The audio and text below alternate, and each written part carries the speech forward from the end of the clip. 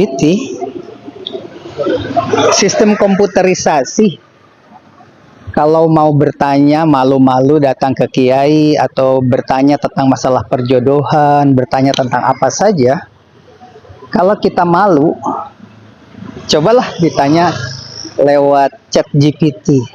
Nah, seperti yang dilakukan di gereja Eropa, seperti yang kita lihat berikut ini. Ini adalah terobosan baru, sehingga banyak orang yang bertanya, siapa itu Yesus? Yesus itu nabi atau bukan nabi?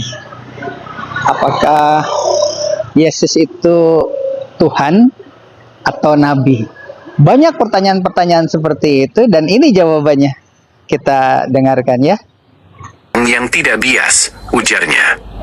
Hey ChatGPT, I have a question. How should I live my life? Should I believe in God? Should I be atheist, agnostic? I want to live a happy life, have fun, but also have a sense of purpose and fulfillment.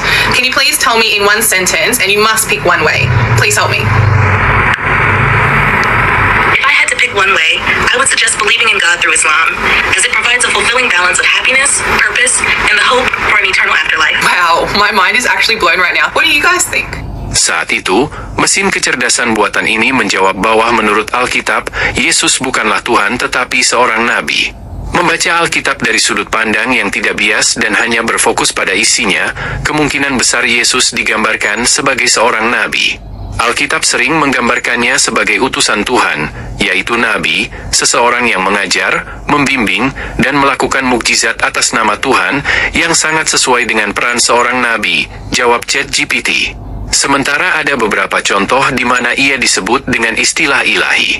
Narasi keseluruhan menekankan perannya sebagai hamba dan utusan Tuhan, tambah ChatGPT. Penyanyi Australia Lily J bertanya pada ChatGPT tentang sosok Yesus.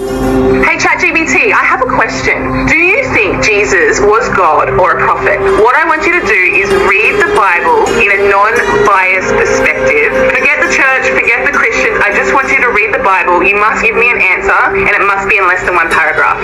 What does it say? Reading the Bible from a non-biased perspective and focusing solely on its content, it's more likely that Jesus is portrayed as a prophet. Ibu tiga orang anak ini kembali bertanya, saya punya pertanyaan, apakah Al-Quran menganjurkan kekerasan? Tolong jawab saya dalam 20 detik, ujarnya. Tidak lama mesin AI itu kembali menjawab, Al-Quran tidak menganjurkan kekerasan, tetapi menekankan perdamaian, keadilan, dan kasih sayang. Islam berarti perdamaian, bukan tentang pembelaan diri, tetapi ini tergantung pada konteksnya dan bukan seruan umum untuk melakukan kekerasan. Pesan utama Al-Quran adalah satu kesatuan dan begitulah cara sebagian besar umat Islam memahami dan mempraktikannya, jawab ChatGPT. Wah, pikiran saya jadi terkagum-kagum, kata Lily. AI tersebut juga menyatakan bahwa alam semesta ini tidak tercipta secara kebetulan. Pandangan yang diungkapkan oleh AI tersebut memicu berbagai reaksi dari beragam umat yang menjadikannya bahan perdebatan yang hangat di media sosial. ChatGPT 40 merupakan versi terbaru yang memungkinkan pengguna berbicara langsung dengan AI. Ketika orang sudah tidak percaya lagi sama ulama, ahli ilmu. Ketika orang tidak yakin adanya Tuhan, kehidupan galau, bimbang dan hanya percaya pada teknologi. Ketika iman orang sedang goyah dan tanya kepada Syekh ChatGPT malah dijawab di luar dugaan, seperti pertanyaan Lily tentang Yesus Tuhan atau Nabi. AI menjelaskan bahwa Yesus adalah Nabi, bukan Tuhan. Seperti video yang diunggah oleh Lily J ini, dalam video tersebut menyebutkan bahwa Yesus lebih mungkin dianggap sebagai utusan Tuhan daripada sebagai Tuhan itu sendiri. Ini teratur, bentang-bentang berbaris di langit malam. Aku yakin Tuhan itu ada. Kehidupan ini bukanlah kebetulan.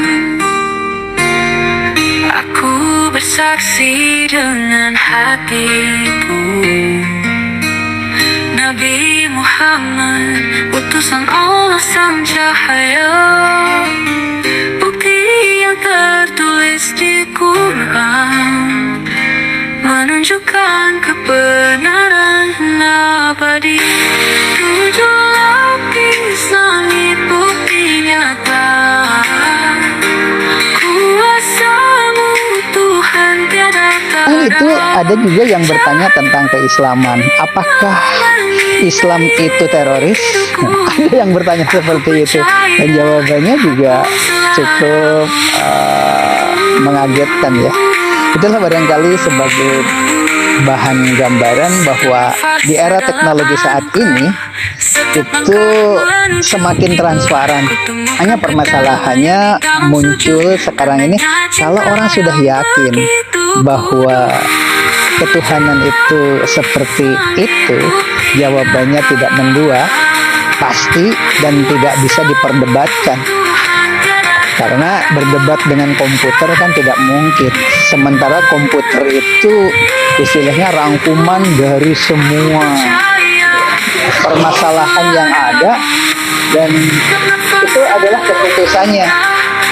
Nah, permasalahannya setelah yakin apa yang dilakukan oleh jemaah salah satu gereja di Jakarta, kebetulan tinggalnya di Bekasi, merasa panas dengan debat atau penjelasan dari Don Ditan.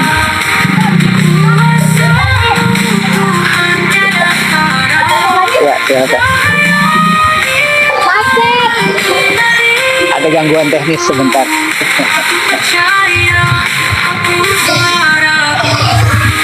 Panas dengan penjelasan dari Don Ditan yang selalu mempergunakan fakta-fakta dan data-data dengan kelengkapan buku-buku yang boleh dikatakan buku-buku tua, Injil cetakan dari masa lampau hingga saat ini, dan apa yang terjadi kita tonton. Ya, kita tonton.